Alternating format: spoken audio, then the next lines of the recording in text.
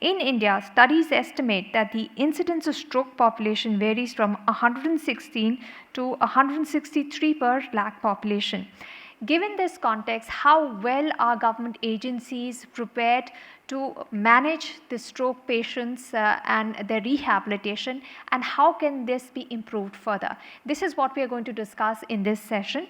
For this, I would like to invite on stage our speakers in this discussion. Please welcome on stage Dr. Jagdish Prasad, Principal Consultant to the DGHS.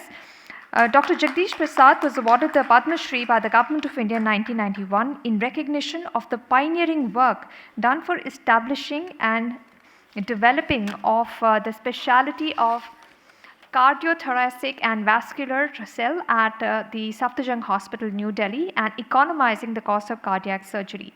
Please also welcome on stage Dr. Jayaraj Pandian, Vice President, World Stroke Organization.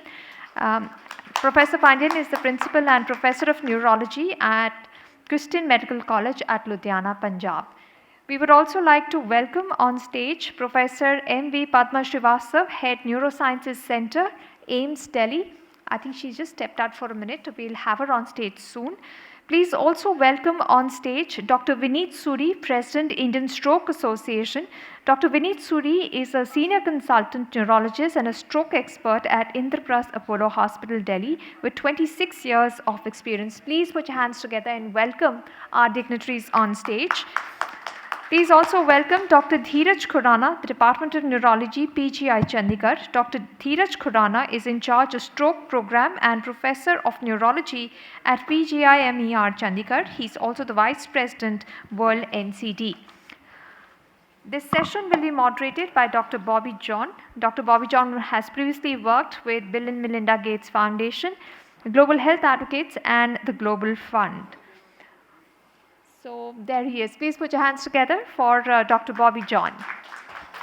Good morning, everyone, and hope everybody survived the early morning fog to be here and is fully alive to whatever we are going to be having a conversation here with our esteemed panel. Thank you all for joining us here at this event and to be part of this panel. What we are focusing ourselves on right now for this session is to essentially understand what's the perspective from the top down, the situation on stroke in India. We've had two excellent presentations earlier on. I've had the privilege of hearing both of you.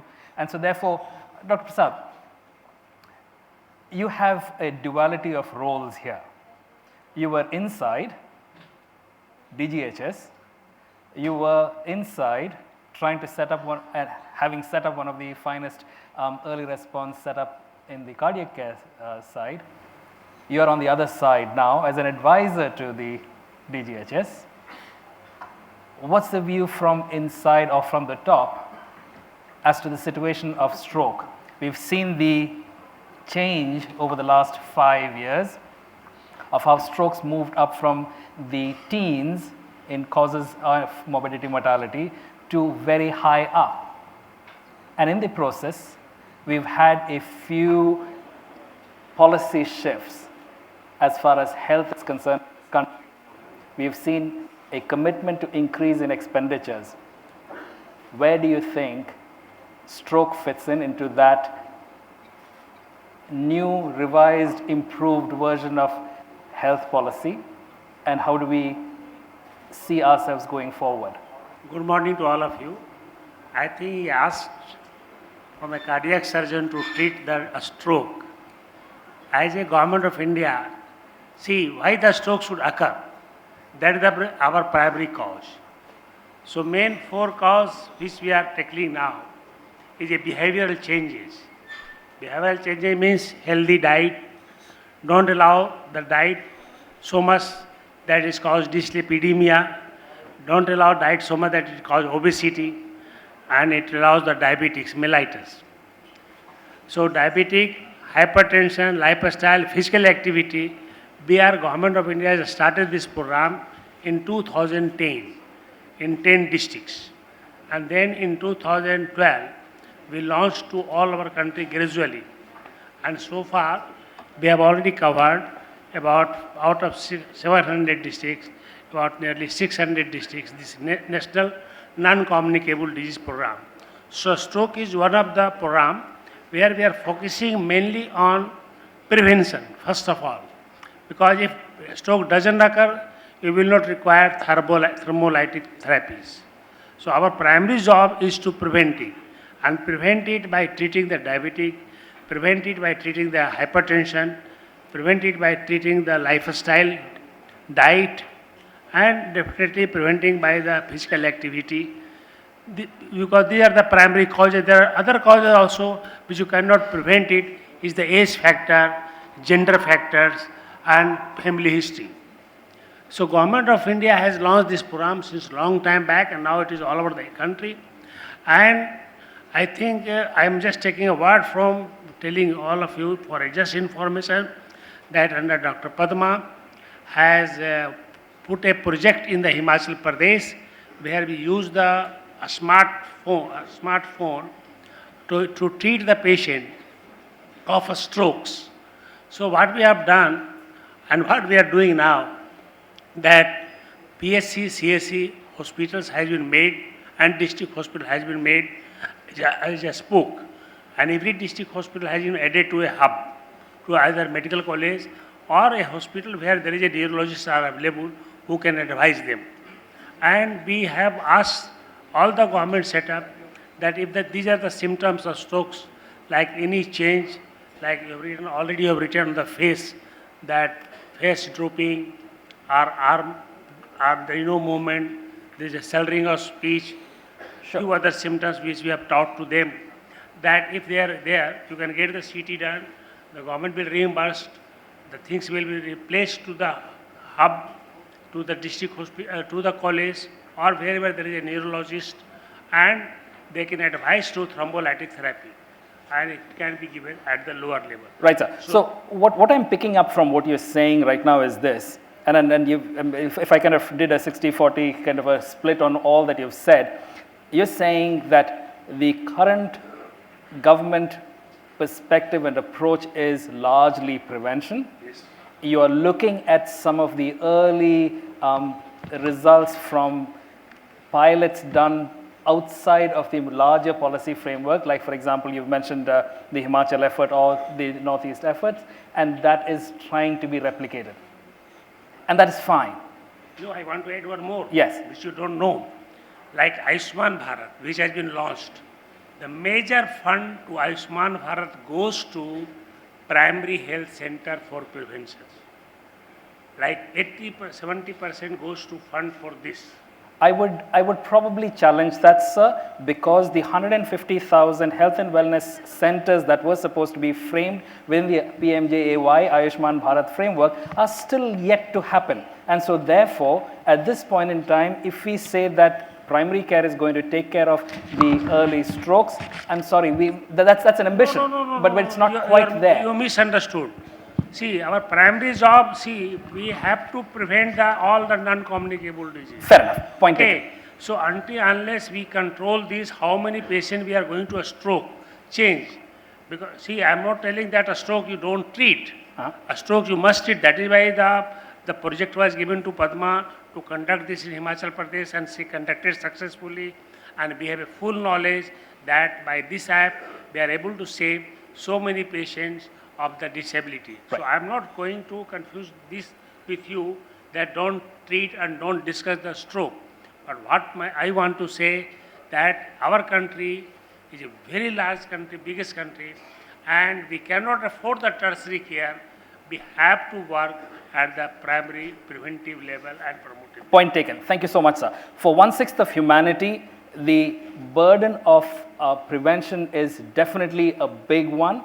But the consequences of unprevented stroke is definitely a large one, and that cannot be wished away. And that's somewhere where I'd hope that there would be somebody else also from one of the state governments to be part of our panel who would have kind of said as to what's happening at the state level. But in the absence of that, let me turn to the clinicians first, and then I'll come to the organizations and associations. I have the World Stroke and the Indian Stroke Association sitting to my left and right. And the past president, Dr. Dheeraj. vast majority of those that are unprevented or unpicked up, or whose journey towards that first stroke has not been intervened in. At this point in time, those numbers are pretty large and staggering as against the number of clinicians that are available. Where do you see the Ayushman Bharat framework? Where do you see the rest of the government public health infrastructure framework? Where do you see the rest of the non-public funded, out-of-pocket framework responding to this burgeoning number that's coming up? That's quite a lot of questions to be answered, but I think the biggest thing which is happening is, and which needs to be done, is non-neurologists taking up the treatment. That's the first thing which, and it's already happening in Himachal, orthopedicians thrombolizing the first patient in Himachal. And in Punjab, it's already happened. We have only one neurologist in Punjab, but there are 7 hospitals and 5 more to be soon inducted in the government setup, and they're all being led by physicians. Chandigarh now, which is now set up for the last 6 to 8 months, and we've developed the StrokeNet Chandigarh in the last 6 months. So I've collaborated with Sector 16, which is a general hospital, and here again, there are just physicians. Now what needs is not just physicians, but motivation. Motivated, energetic physicians. That's what my experience has been, and it's a consistent experience. We've had few centers who are very motivated and they go ahead with the learning and they go ahead with building up their teams, and they are pretty consistent. We've had one physician, which I did introduce in the last meeting, who's even broken records of PGI. He's gone to thrombolize even more than 18 patients a month, which is huge, and he's a physician. Whereas we may have neurologists who may not have yet started to score, right, if I label that. So that's one thing. So talking of the funding issues, definitely I think now with the Ayushman Bharat having included or is in the process of including stroke treatments, it's still not included, I know, but once that happens, I think the inclusivity of a large population is a possibility. But before that, our infrastructure needs to be prepared. What if the patient goes to a hospital who does not have a stroke unit? Doesn't make sense. Just to clarify, 2 things that you said. I mean, you mentioned one neurologist, Punjab, and so that sounded a little bit discordant in my head. Just clarify that, please. In the government setup. services. And so in the public health system, as far as Punjab is concerned, a population of what, about 26 million people? 26 million, yeah. Right? 26 to 30 million. One neurologist in the public health system is a little bit of a mismatch in terms of capacity to need. That's, I just want to underscore that. And the second bit that you said was with Ayushman Bharat, with stroke not included in the package. Stroke treatments, because what I understood for the Ayushman Bharat as it originally came in, it only had a cap of 5,000 rupees per day, which could never ever be fulfilled if the patient came with an acute stroke and you had to pay up front a certain amount of money. It's a cap by other means. It's an exclusion by other means. So packages have now been created for Ayushman. Where sure. Just to have clarified that. So, sure. Not Ayushman Bharat only. Now, recently, I tell you, we have reviewed the south state, and Tamil Nadu has already implemented the stroke program in all the district hospital has been added to one medical college, and they are 100% success in preventing many strokes. So it is not the money from the Ayushman Bharat, because the money when is given under the NHM, National Health Mission, money is flexible. So they can, it depends upon the state how they want to use it.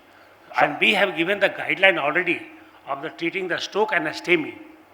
A stroke and STEMI both, not only for the heart, brain stroke, but even for the heart attack where the ST levis is there, they can treat it and thrombolize it. And this drug should be available to the district hospital. Fair enough. And I'll asterisk that because I'll come back to that question a little bit separately. I would agree with just one more. Very well, just sure. 30 seconds part of it, that in Ayushman Bharat, the package 1 which went in, didn't have neurology.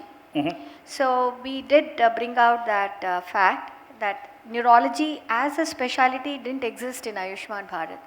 So then they said that they'll take up in Ayushman Bharat, the next phase, phase 2. Before even phase 2, Jairaj and we were all part of the team. which put in the packages for stroke as well as all the emergency management of, under neurology. As Dheeraj said, as it exists, it is listed under medicine, and they are the same identical packages whether somebody has a stroke, has encephalitis, has a seizure, has what have you. Then doesn't It's make omnibus. sense. So it is just a combo which has been put in. So those packages have been made, and I believe they're getting vetted. So they have not come in phase 2 yet, but the work, it's a work in progress. Fair So- enough, and that is well understood. Let me kind of come back to you, Dr. Suri. I mean, there was a point that Dr. Dheeraj made, which is converting the physicians to becoming early actors in the entire stroke response. As ISA, how are you seeing that activity translate in real terms? See, before I answer that question, I think what we should focus on is that if you have to fight on something like stroke, you can't say I'm only going to think of prevention or I'm only going to think of acute treatment. We have to think of the entire what we call as a continuum of care, which is right from primordial prevention to acute care to hyperacute care and to prevention. Once we organize the entire system, we have to look at what we have in house. If we have a primary health center and we have only a physician, so what can he do in this continuum of care? He can do prevention at that moment. He can take care of blood pressure, diabetes, and he can help in that way. So the physician can be involved in the primary prevention, even in a far off small primary health center in a small village. The roles have to be defined. Where acute care has to come, thrombolysis has to come, there you have to have it centered around a stroke trained neurologist or a stroke trained physician.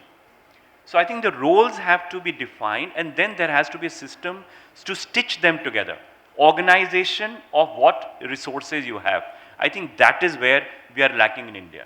If we look at what is happening in the higher income countries, they have an organized system. Somebody has a stroke, they dial an ambulance number. The ambulance service knows, they have guidelines where to take that patient, whether to bypass a hospital which is a smaller hospital or not. If they are taking more than 15 minutes, they will not take them to a tertiary care. They will take them to the closest. So there are guidelines in place.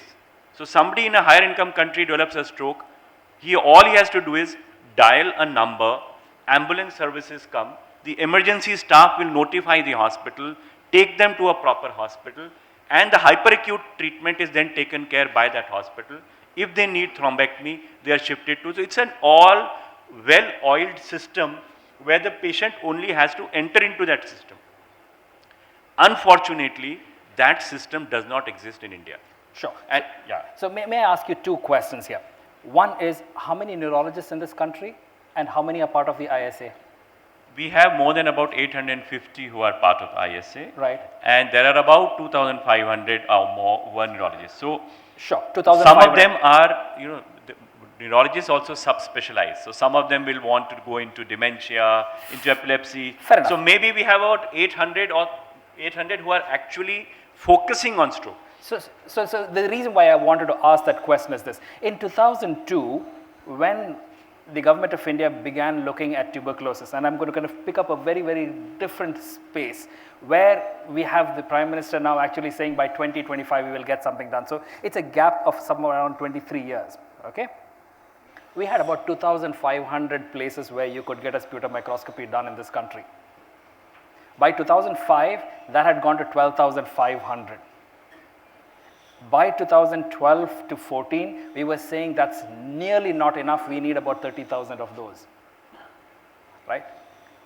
I'm just going to layer those same kind of numbers back into stroke and see that stroke has actually risen up in terms of both incidence, morbidity, mortality numbers as compared to tuberculosis. Sure, tuberculosis has had its impact because there's been a scale up, right? The sequelae or the sequence of events that need to take place now with 2,500 neurologists, of which about 800 are the ones that are trying to provide or are equipped to provide care. How do you see the scale up happen? I mean, your numbers are 116 to 160 per 100,000 incidents, right? So how do you kind of go ahead and this do is, that? This is So what I'm I saying. want to share the That shift we from have to have that organization, like a hub and spoke, where even if there are peripheral physicians who are trained, there is one neurologist in that area who can guide them, who can educate them, who can be on a telestroke program on them, for the difficult ones. So you have to have the areas like prevention, rehabilitation, and acute care all organized. You have to have some stitching. Sure. So I've heard this hub and spoke now repeated several times, and I want to really be provocative here. No fear or favor here. Will hub and spoke really work? Or are we kind of predicating a lot of our success on something that we think will work? And I'm going to turn to both of you here. I mean, because both of you have been saying this. Where does this go? Yeah, no, if you look at tuberculosis, National Tuberculosis Program, Control Program, and this is a model which the hub and spoke is tested scientifically and in developed countries, and in India in different ways we have tested. I think Dr. Padma will talk about Himachal, but the Punjab, Dheeraj and me, we took over government hospitals, mentoring them, trained them, and then we were in touch with them like the typical smartphone-based telestroke. And there were a few government hospitals where there were no CT scans. So there was a public-private partnership through that CT scan was done. And I can talk about Ludhiana. Ludhiana Civil Hospital does not have a CT scan. So we are the spoke for a few hospitals in Punjab, and particularly the active one in our hub and spoke is the Ludhiana one. And any patient comes within window period, the emergency doctor puts a message in the WhatsApp, and our neurology team, who is on call, attends to that.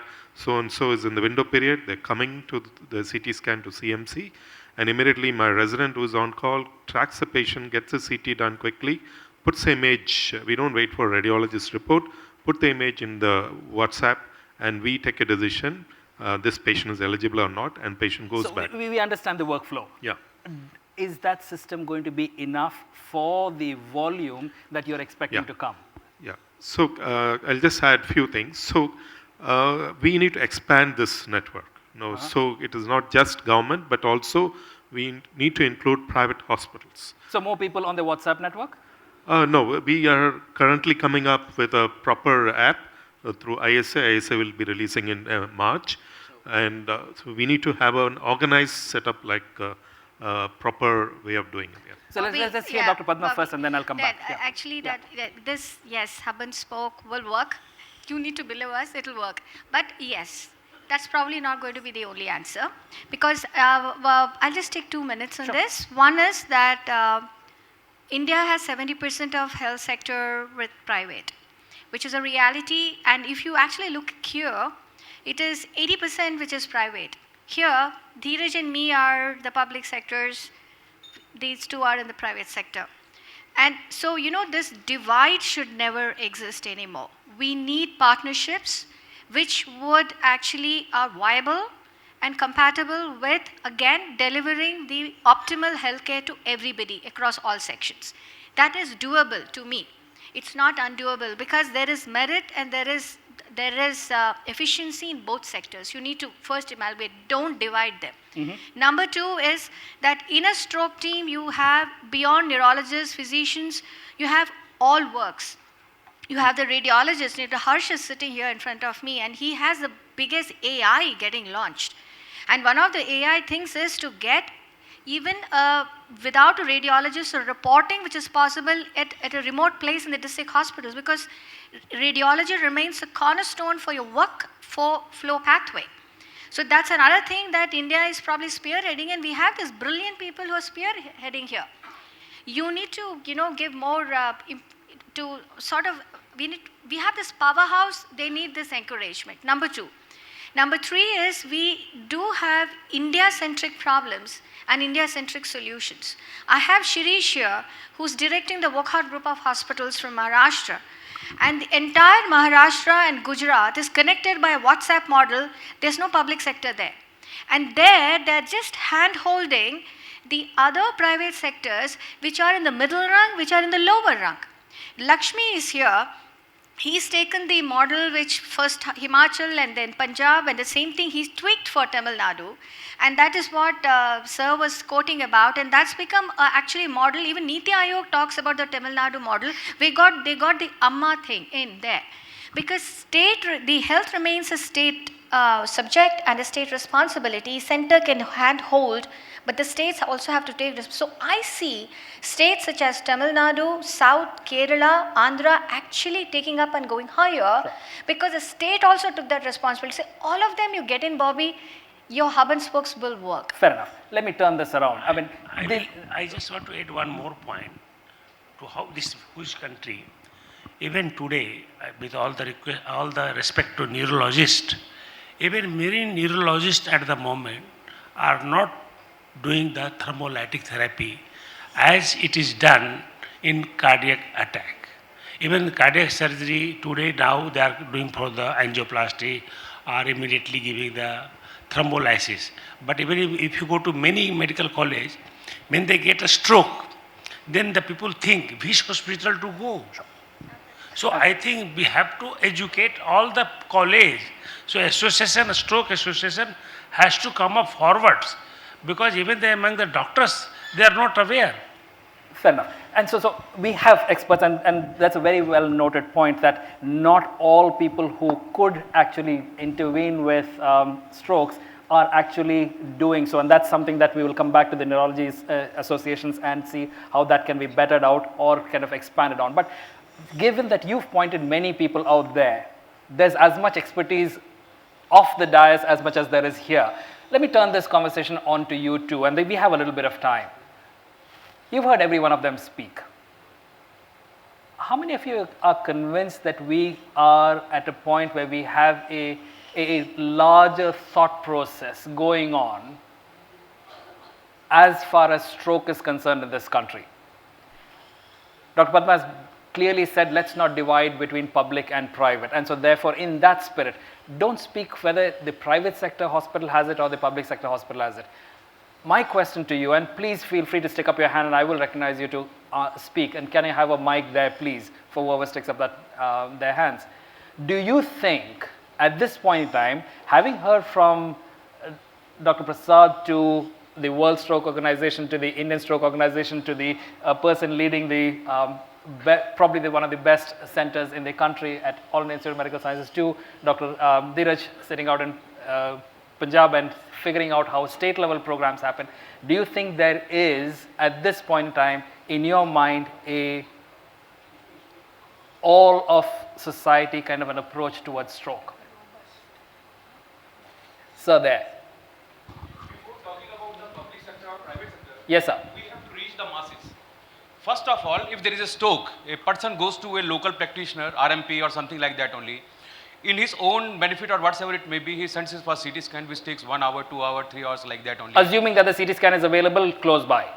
Yes, if it is available close by. Otherwise, he says, upar ka hai, niche ka hai, and a lot many other things happens, and the golden hour or the window period is getting lost. Fair enough. Thank you so much. Yeah. So your point is that there is no awareness. Even if there is awareness, the lack of infrastructure might lead to the loss of that golden hour, which kind of then has its own problems. Sir, if you can identify yourself and then say. My name is Dr. Harsh Mahajan. I'm a radiologist. Yes, sir. And on the larger question which Padma raised about public, private, and that they shouldn't be silos, they should come together. Leaving stroke aside, because stroke is a subset of the whole healthcare scene, I think the trust deficit is too great. The trust deficit where? Between the public and the private is very, very great. The private being looked at as looters and, profiteering entities, and the public being, I've worked enough in public. So this is going to take some doing. And I interact very closely with the government and with the powers that be to know that even though there is a lot of conversation, that chasm still remains. And unless that is bridged,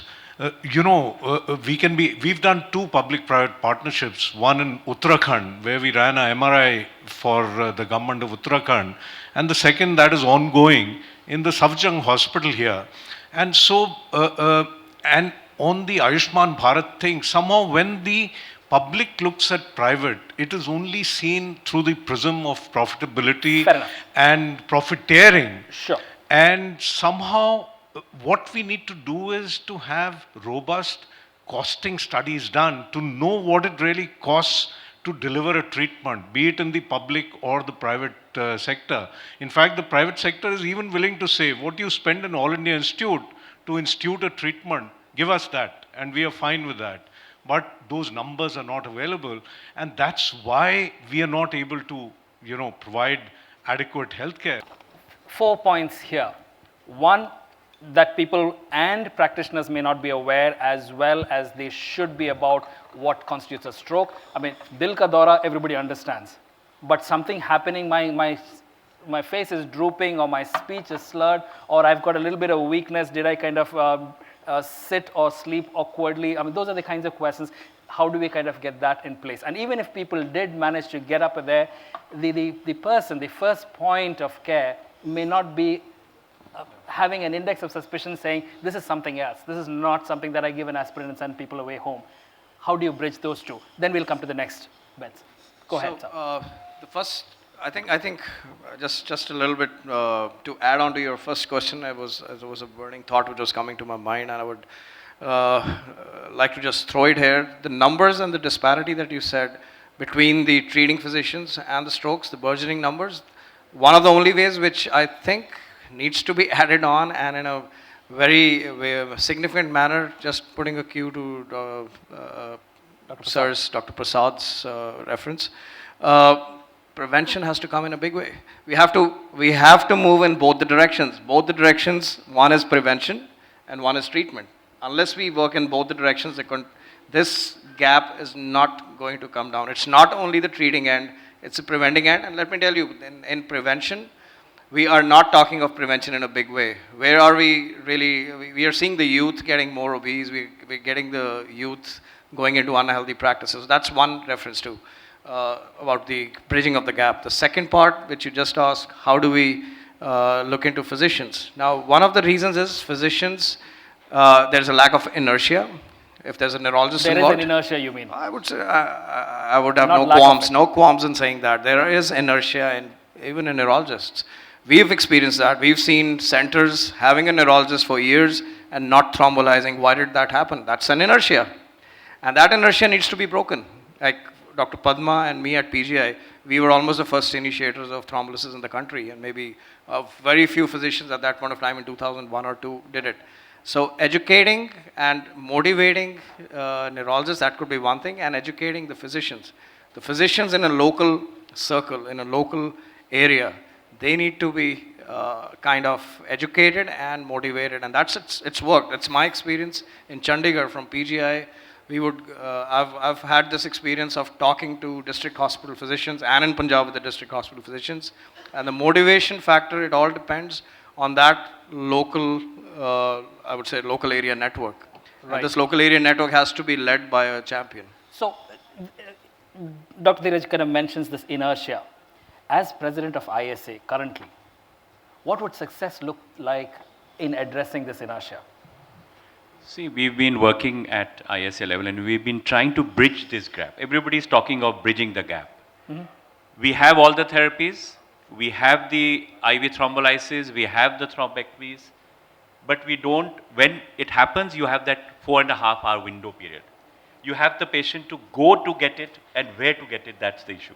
So at ISA, we've been actually working, and we worked on this. And can I have the slides? I'll just show something that we are trying to get from the ISA. So while the slide is coming up, can we have the slide? So slide. I'll just talk. It's just a short 1 minute thing. No. So we are trying to now develop an app. Okay. Now this app, what it's going to do is it's going to bridge that gap. We are going to launch this immediately. So this is what happens. The minute a patient goes onto the app, he is shown these 4 or 5 maps, which is the closest hospital. There is a real-time Google map, which takes the patient, tells them 17 minutes or 18 minutes or 24 minutes, whichever hospital you need to reach.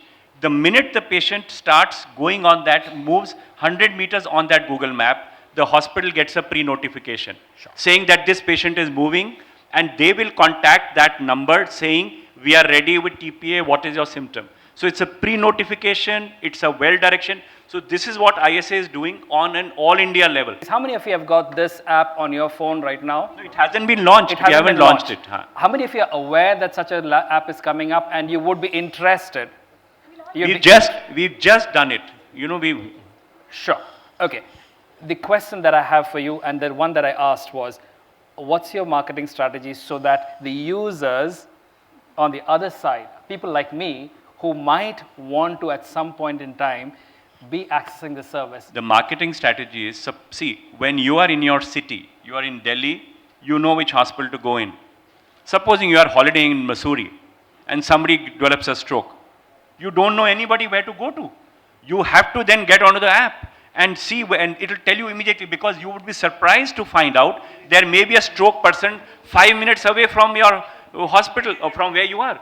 So I think it is at general, this is where I want the government to help us out.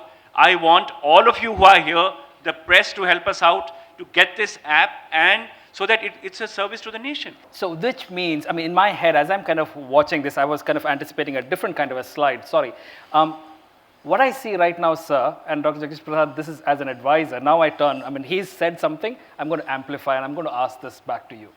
This constitutes probably a life-saving intervention. Two things. One, how do we recognize such apps as life-saving?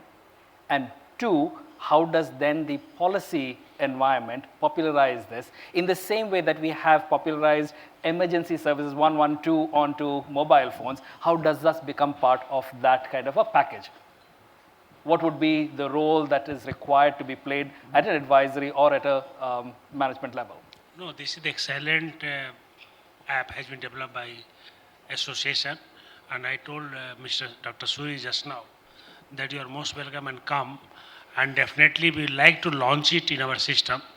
And most important part, even in Delhi, forget the rural areas, even in Delhi I'm telling you, people are not aware which hospital to go if there is a salad of a speech.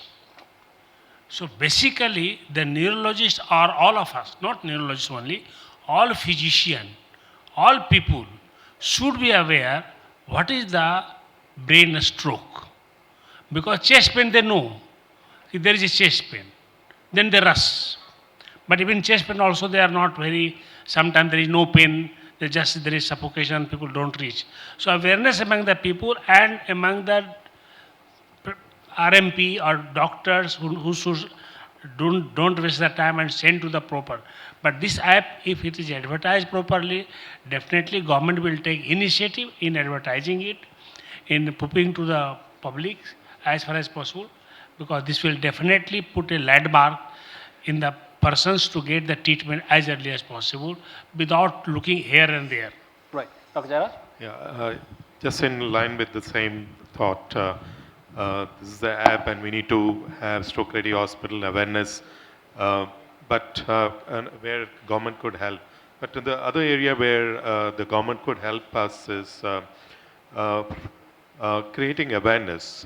From Indian Stroke Association in the past, we had two celebrities. One was Rani Mukherjee. Dr. Sirish was involved to get her for 2 years, and then Dr. Dheeraj was involved to get Sunil Gavaskar, and Asha Bogle. So 3 people were named as ambassadors for stroke for India. But as ISA, we struggled a lot how we can utilize them to the maximum, but again, funds crunch, and so this is where we can see the government of India advertising. The celebrities are talking for cancer, tuberculosis. So in that way, if the government of India comes in, you have the app and the stroke ready hospitals, you create awareness among the public with again private-public partnership. So this will really raise the awareness and also utilization of the intervention for stroke. Right. I just want to say one thing. because he has told 500 neurologists in the country at the moment. And 500 can talk to the 500, More than that, sir. 500 member of parliament. And 500, they can talk to the so many of MLA. Make them aware. I'm just telling you. And request them, wherever you go and give the speech, talk about the face. Tell that how the stroke occurs and then they should reach it. I think this is better than celebrity, I'm telling you. It's the politician who comes in contact with the public every day. So even if 500 people, even I forget the other physician, I'm talking just neurologist. Let us just start with neurologist. If a neurologist today should think of that he will go back and talk to one member of parliament and their local MLA about the strokes and how to get it done. Let us just start this. And definitely this can make aware. And what I'm telling you, that Indian Association of Physician, Indian Association of Surgeon, Indian Association of anything, pediatrics, please talk this app so that people can get aware. It is awareness is required. So we should not depend upon only on celebrity. Amitabh Bachchan ने बोल दिया कि TV चले हटाओ और ये करो उसके अलावा भी बहुत सारा पब्लिक है जो बोल सकता है और कर सकता है Right. And that's I think a very, very useful place to kind of actually put a semicolon to this conversation, because we have one more coming up, which will be at the what happens in an emergency kind of a situation. But a very relevant point, Dr. Prasad, because many times we kind of look only administratively as to what needs to happen. There's 543 members of parliament, the Lok Sabha part of it. There's 250 maximum at the Rajya Sabha level who've got state level remit. So that's 793 people, 800 odd neurologists who could actually be doing those one-on-one conversations. There's about 4,000 MLAs across the different states that we have, and each of you are prominent citizens in your city or in your own assembly segments. So therefore, there's a chance to talk even further down, and that should be something that we need to kind of internalize as to the leadership role that we may have, particularly on the aspect of mass awareness. And then there are three buckets that this conversation kind of leads us to. One is this whole awareness bit, both at the individuals who need the care and also of the individuals who are the first port of call who need to provide care. There needs to be awareness at both levels.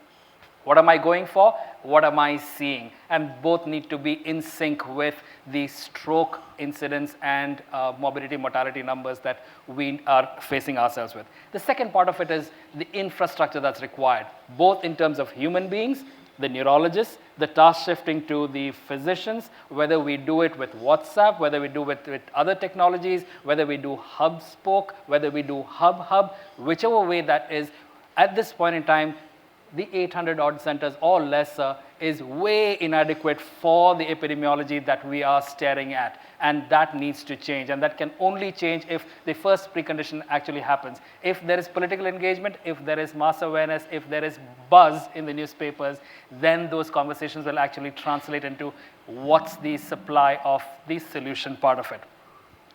The last part of it, which we haven't talked about. So when we do all of this, how do we know we're doing something well? Where is the data? Is the app going to be one place where data is going to flow better from? I would put a lot of eggs in that one basket and think that that's a, let's put it this way, a counterfactual set of data that will come, because the factual part of it is actually in the public health system. We need much more robust data that's coming in from. We have a Central Bureau of Health Intelligence. We need far better health intelligence as far as stroke is concerned, and whether that comes part of the national NCD program, whether it comes part of the Health Intelligence Bureau, or whether it comes from other sources, we need to make sure that that robustness of that data is countermatched with this counterfactual that's coming in from the app side. That's allowing us to know whether we are actually reaching the number of people that we're supposed to reach, and whether the quality of care that we're delivering is actually matching up to what we had set ourselves up for. Thank you very much for all five of you to be here, part of this conversation. For those of you that spoke up from the floor, thank you very much. For those of you that could not, I'll try and figure out space for the next time that we are having our conversation. Thank you to our speakers, and a big round of applause for our speakers on stage.